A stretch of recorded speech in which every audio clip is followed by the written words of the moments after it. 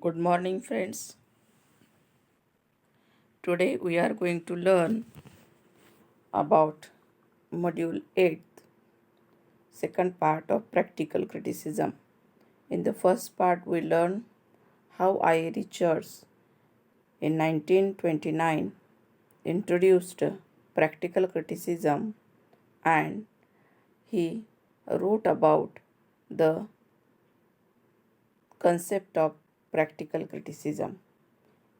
Now we are going to learn about the next part, that is difficulties in appreciating poetry, and again the how students can understand what is the practical criticism and critical appreciation of the poetry. When students will try to appreciate poetry, you people try to appreciate poetry, you will meet with various difficulties. I. Richards and other critics have enlisted such difficulties. Students should think over them first and then try to overcome them. They are as following. All of you know, in the previous lectures we learned about the Victorian criticism, modern criticism. In the last semester you learn about the classical criticism, neoclassical criticism. All of you know, according to the period, there are various types of the criticism introduced and how the contemporary period, contemporary literature is appreciated or criticized through practical criticism.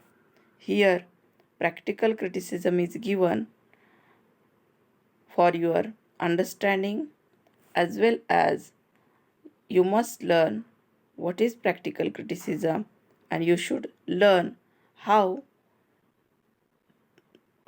to do the critical appreciation of the poem. So, first difficulty is that to find out the plain sense of a poem is really an important difficulty. Do you know what is the meaning plain sense of poem? That is, what is the surface meaning of the poem? For students, it is difficult to make out the prose sense and plain meaning of the poem. What is the sense in the poem? What is the subject introduced in the poem?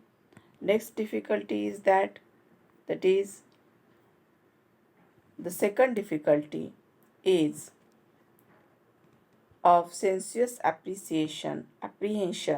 It means the words used in a poem may have rhythm. Students should able to find out such rhythm of a poem.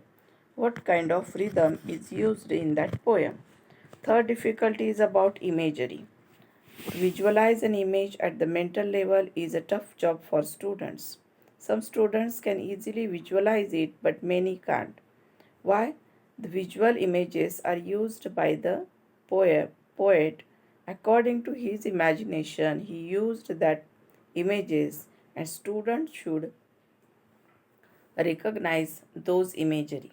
That's why it is a difficult task of search out what kind of images and imagery used or symbolic meaning is used in the particular poem.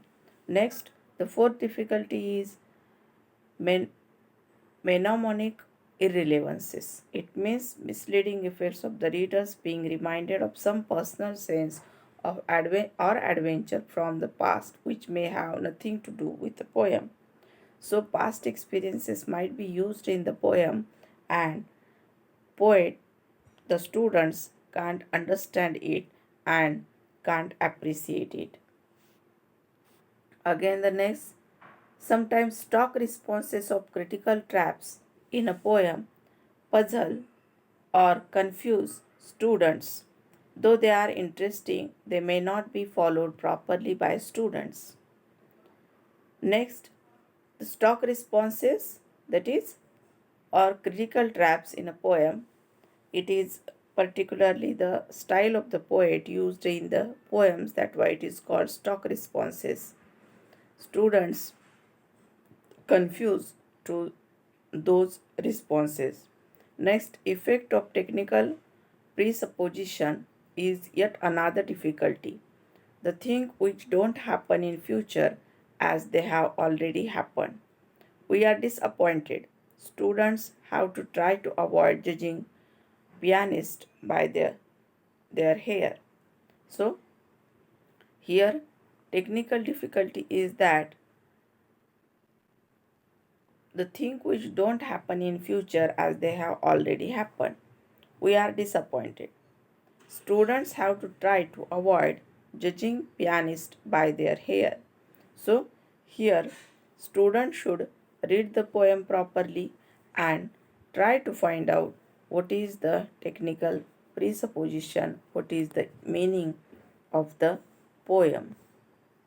Next, sentimentality is another obstacle in the appreciating a poem. Poet is that much sentimental when he was written that poem. So it is difficult what kind of sentimentals used in that particular poem. Next, general critical preconceptions also prove as an obstacle. It means prior demands made upon poetry as a result of theories about its nature and values. Here, general preconceptions